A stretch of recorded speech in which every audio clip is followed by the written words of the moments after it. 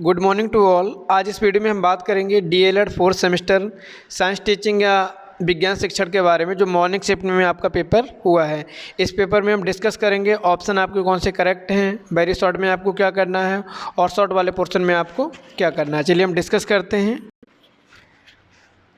Fourth semester विज्ञान 25 number का paper है आपका, यहाँ पर 12 नंबर आपके पासिंग मार्क हैं। चलिए मल्टीपल चॉइस की बात करते हैं। पहला प्रश्न आपका तृतीयक उपभोक्ता हैं, तो यहाँ पर आपका बाज आपको तृतीयक उपभोक्ता है, ऑप्शन नंबर 4 करेक्ट होगा आपका। दूसरा प्रश्न आपका उपधातु है, आर्सेनिक आपकी यहाँ पर उपधातु है, ऑप्शन नंबर 2 करेक्ट होगा। तीसरा प्रश्न आपका उपार्जित लक्षणों के वंशागति का सिद्धांत संबंधित है, तो ये संबंधित है जीन बैप्टिस्ट लेमार्क के द्वारा दिया गया था, ऑप्शन नंबर 2। ठीक है। अगला प्रश्न चौथा आपका नोबेल गैस का उदाहरण है, तो यहाँ पर रेडॉन नोबेल गैस का उदाहरण है। ठीक है। अगला प्रश्न पाँचवा जनित्र द्वारा ऊर्जा का रूपांतरण होता है, तो जनरेटर के द्वारा जो ऊर्जा का रूपांतरण होता है यांत्रिक ऊर्जा से विद्युत ऊर्जा में होता है। ठीक है। अगला प्रश्न है आपका वेरी शॉर्ट वाला पोर्शन कि एड्स किस विषाणु के द्वारा फैलता है, तो एड्स आपका HIV के द्वारा फैलता है। प्राथमिक उपचार किसे कहते हैं, तो नॉर्मल प्रश्न आपका प्राथमिक उपचार जब कहीं पर विद्यालय में या किसी खेल स्थान पर अगर आपको चोट लग जाती है, डॉक्टर के आने से पहले आप जो उपचार देते हैं उसको वो आपका प्राथमिक उपचार होता है। ठीक है। तो यहाँ पर लिख देना है आपको।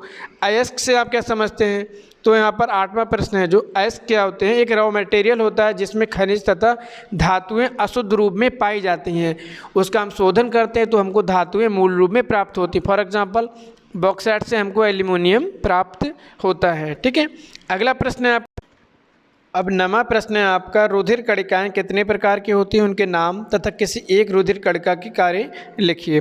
तो रुधिर कणिकाएँ आपके 3 प्रकार की होती हैं, RBC, WBC और प्लेटलेट्स। तो यहाँ पर जो WBC होती है उनका क्या काम होता है, उनका काम होता है रोगाणुओं से हमारी रक्षा करना या प्रतिरोधक क्षमता को बढ़ाना। ठीक है। अगला प्रश्न है आपका समजात अंक किसे कहते हैं, तो जब समजात अंक की हम बात करते हैं तो उत्पत्ति व संरचना के आधार पर समान होते हैं। ठीक है। फॉर एग्जांपल कार्य इनके भिन्न होते हैं, जैसे पक्षियों के पंख का क्या कार्य, उनका कार्य उड़ना है। ठीक है। मनुष्य के हाथ और घोड़े के अग्रपाद, तो इन सब के जो कार्य हैं वो अलग अलग हैं। ठीक है। अगला प्रश्न है आपका 11वां कि किसी परिपथ में 5 एम्पीयर की धारा 1 घंटे के लिए प्रवाहित की जाती है, तो आवेश की गणना कीजिए। तो ये सामने आपको आपके स्क्रीन पर दिख रहा है इसका सॉल्यूशन। ठीक है।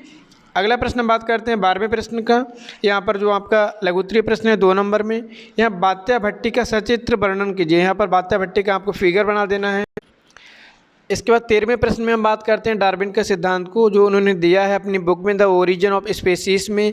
पहला जो आपका है थ्योरी ऑफ नेचुरल सिलेक्शन, प्राकृतिक चयन का सिद्धांत। दूसरा है आपका जीवों में संतानोत्पत्ति की प्रचुर क्षमता होती है। ठीक है। जीवन संघर्ष आपका और आपका योग्यता की उत्तरजीविता। ठीक है।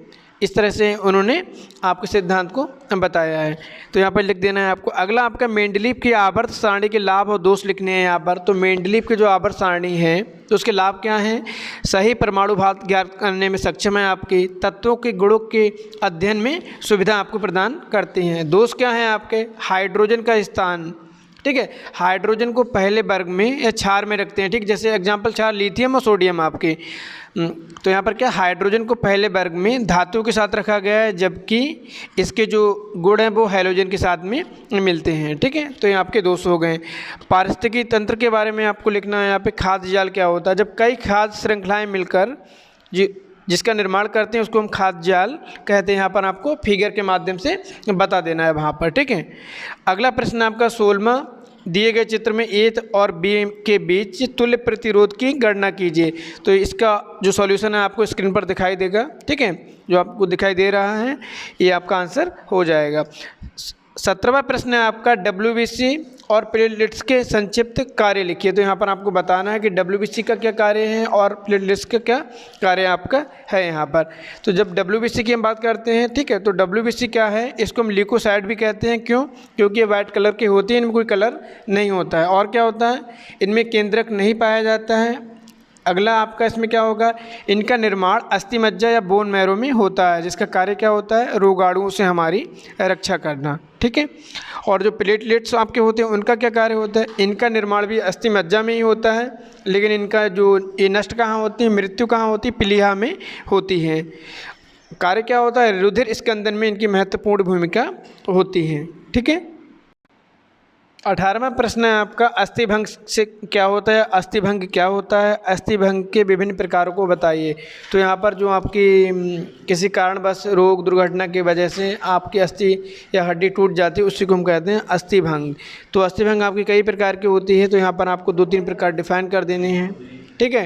ट्रॉमेटिक फ्रैक्चर हो जाएंगे आपके, आघात अस्थिभंग, पैथोलॉजिकल फ्रैक्चर, रोगजनक अस्थिभंग, क्लूज फ्रैक्चर, बंद साधारण अस्थिभंग। ठीक है। और ओपन या कंपाउंड फ्रैक्चर, विवृत अस्थिभंग, जो इसके बारे में आपको यहाँ पर बता देना है। तो आपका पेपर संपन्न हुआ। थैंक यू, धन्यवाद। तो यहाँ पर आप अपने जो नंबर आए हैं कमेंट बॉक्स में लिखेंगे, आपने कितना अटेम्प्ट किया था।